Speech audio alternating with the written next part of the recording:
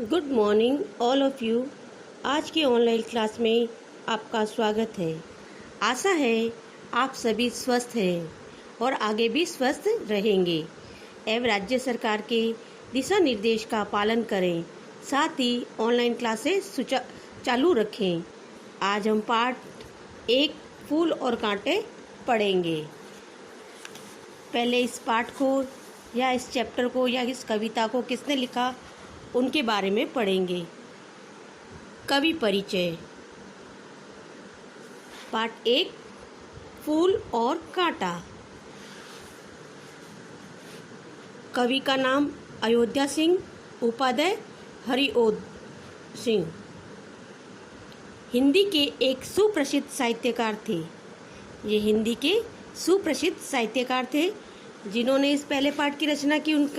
उनके बारे में मैं आपको बता रही हूँ।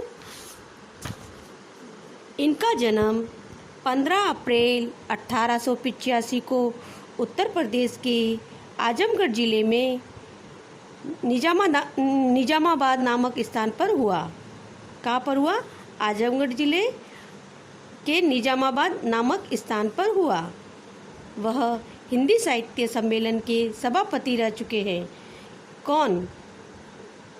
अयोध्या सिंह उपाध्याय, जो हिंदी साहित्य सम्मेलन के सभापति भी रह चुके हैं और सम्मेलन द्वारा इन्हें विद्या वाचस्पति की उपाधि से सम्मानित किया जा चुका है।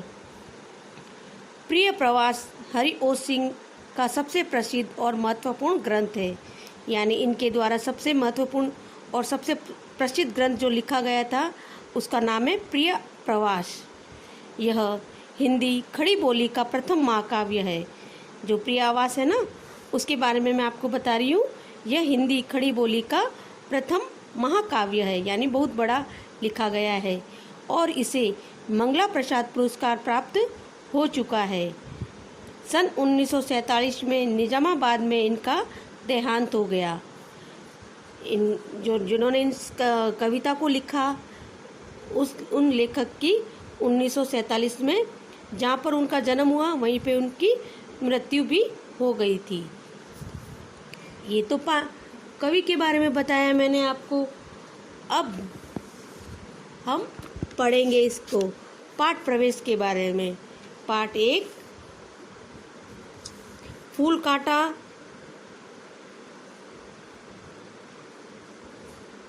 पाठ प्रवेश। प्रस्तुत कविता में फूल और कांटे के स्वभाव में अंतर को स्पष्ट किया है। फूल कांटे की अपेक्षा अधिक कोमल तथा सबको अच्छा लगने वाला होता है, जबकि कांटे को हाथ लगाने से लोग कतराते हैं।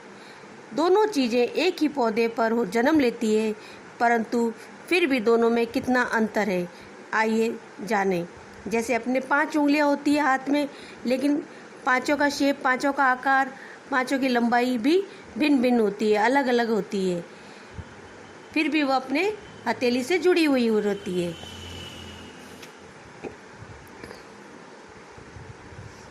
है जन्म लेते जगह में एक ही पौधा उन्हें पालता। रात में उन पर चमकता चांद भी एक ही सी चांदनी है डालता। यानी इसमें कवि कहना चाहता है कि फूल और कांटे का जन्म एक ही जगह होता है। एक ही जगह होता है यानी एक ही पौधे पर फूल भी लगते हैं और कांटे भी होते हैं। एक ही पौधा दोनों का भरण पोषण करता है। वो पौधा ही तो दोनों का, कांटे का फूल और दोनों का एक ही भरण पोषण करता है, यानी पौधा करता है। रात में चांद अपनी चांदनी समान रूप से बिखेरता है। रात में चांद जब चांदनी बिखेरता है तो दोनों कांटे पे भी उतनी ही चांदनी जाएगी और फूल पर भी उतनी ही चांदनी जाएगी, लेकिन फिर भी दोनों में समानता नहीं है। फिर है सेकंड पैराग्राफ। मैं है उन पर बरसता एक सी उन पर हवाएं हैं बही, पर सदा ही यह दिखाता है हमें ढंग उनके एक से होते नहीं। यानी कवि कहना चाहता है मैं है यानी बादल उन पर समान रूप से अपना जल बरसाता है और हवाएं भी उन पर समान रूप से बहती है, एक जैसी बहती है, पर दोनों के व्यवहार बिल्कुल अलग अलग होते हैं। एक समान थोड़ी ना है बेटा। कांटों से तो सभी डरते हैं, कांटा चुभ जाता है तो खून निकलता है, लेकिन फूल को हाथ में लेने से कितना मंत्रमुग्ध हो जाते हैं अपन, कितना अच्छा लगता है हम लोगों को। अब थर्ड पैराग्राफ। छेद कर कांटा किसी की उंगलियां, फाड़ देता है किसी का वस्त्र तन। यानी कांटा किसी की उंगली में चुभ जाता है तो उसको लहूलान यानी उसमें से खून निकलने लगता है, ब्लड निकलने लगता है। और किसी के वस्त्र यानी कपड़ों में लग जाता है तो कपड़ा फट जाता है। फिर प्यार डूबी तितलियों का पर कतर, भोर का है वेद देता श्याम तन। यानी तितलियों के पंख कतरना भौरे के शरीर को घायल कर देता है। कौन कौन करता है ये चीजें? कांटा। Very good. कांटे, जैसे कांटा उंगली में चुभ जाता है तो ब्लड निकलता है, खून निकलता है, और वस्त्र में चुभ जाता है तो कपड़े फाड़ देता है। वस्त्र यानी कपड़ा फट सकता है। और अगर बाई चांस तितलियां उन पौधों पर चली जाती है जहाँ पर कांटे होते हैं, उस पौधे पर कांटे होते हैं, तो वो तितलियों के पंख उस पे चुभ जाते हैं और वो फट जाते हैं उसके पर। और भंवरों का है भेद देता श्याम तन, भंवरों के शरीर को भी वह घायल कर देता है। कौन? कांटा। ओके, इसको वापस एक बार हम पढ़ लेंगे। है जन्म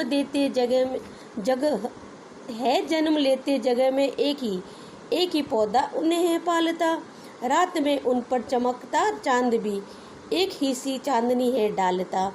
मेह उन पर है बरसता एक सा, एक ही उन पर हवाएं हैं बही। पर सदा ही यह दिखाता है हमें, ढंग उनके एक से होते नहीं। छेद कर कांटा किसी उंगलियां, फाड़ देता है किसी का वस्त्र तन। प्यार डूबी तितलियों का पर कतर, भोरे का है वेद देता श्याम तन। ये हम 1, 2, 3 पैराग्राफ ही पढ़ेंगे आज। पार्ट पहले के 3 पैराग्राफ पढ़े हमने बेटा, फूल और कांटा। अब इसके शब्दार्थ देखेंगे। क्या देखेंगे? शब्दार्थ। मेह यानी बादल, बरसात। वस्त्र यानी कपड़ा, तन शरीर। पंख पर यानी पंख। भौर यानी भौरा। वेदना यानी छलनी करना। अनूठा यानी अनोखा। श्याम यानी काला। कुल यानी परिवार। सुर यानी देवता। कसर यानी कमी। खिलना यानी मन को खुश कर देना। आँख में खटकना, आँख में खटकना यानी बुरा लगना। कहते हैं ना, ये लड़का या ये लड़की मेरे आँख में खटक रही है, यानी वह बुरी लग रही है, मुझे पसंद नहीं है। फिर है सही विकल्प पर राइट का निशान लगाइए। अभ्यास कर रहे हैं, सही विकल्प पर राइट का चिन्ह लगाइए। फर्स्ट खाली जगह दे रखी है इन्होंने डैश डैश करके, उन पर है बरसता एक सा। मेह, वर्षा या बादल। क्या बरसता है एक सा? मेह। सेकंड है खाली ऐसे डैश डैश करके दे रखा है इन्होंने का लाइन खींच के, उनके एक से होते नहीं। रंग, ढंग या आकार। क्या नहीं होता एक से? ढंग पे राइट लगाओगे। फिर तीसरा है छोड़ा हुआ है लाइन, लेकर तितलियों को गोद में। कली, फूल या पत्ती। क्या होगा? फूल। फिर है 4th नंबर, दूसरा है सोता, खाली जगह शीश पर। सुर, देव या ईश। सुर। पहले पे मेह राइट लगाओगे, सेकंड पे ढंग, थर्ड पे फूल और 4th में सुर। फिर है खाली जगह, रिक्त स्थान भरिए।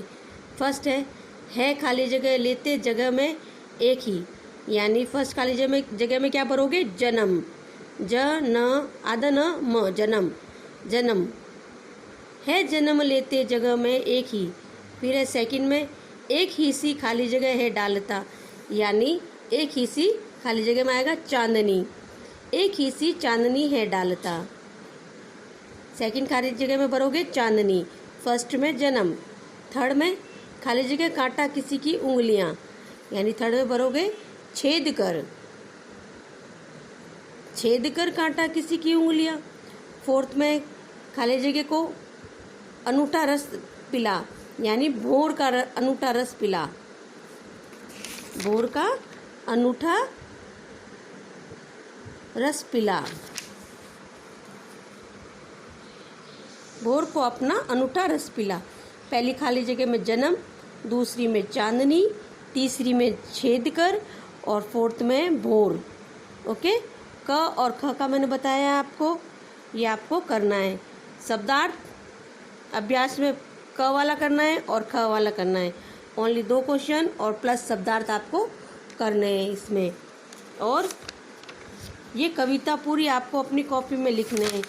इसके 5 पैराग्राफ हैं, 3 हमने पढ़े हैं, 2 बाकी रहेंगे, लेकिन फिर भी आपको अपनी कॉपी में ये पूरे 5 पैराग्राफ लिखने हैं सुंदर सुंदर राइटिंग में। पहले तो आप लिखोगे पार्ट 1 फूल और कांटा, डेट डालोगे 14 तारीख, आज की डेट डालोगे 14 तारीख, और पूरा चैप्टर यानी पूरी कविता ये 5 पद आप लिखोगे इसके। फिर लिखोगे शब्दार्थ, फिर सही विकल्प पर निशान लगाइए, फिर है रिक्त स्थान। ये आपको करने हैं और सोमवार और गुरुवार को अपनी कॉपी चेक करवानी है। साथ साथ चलोगे, साथ साथ काम करोगे, वर्क करोगे और राइट टाइम पे अपनी कॉपी चेक करवाओगे तो कोई गलतियाँ नहीं होगी, आगे पीछे नहीं रहोगे और आपको समझ में आता रहेगा।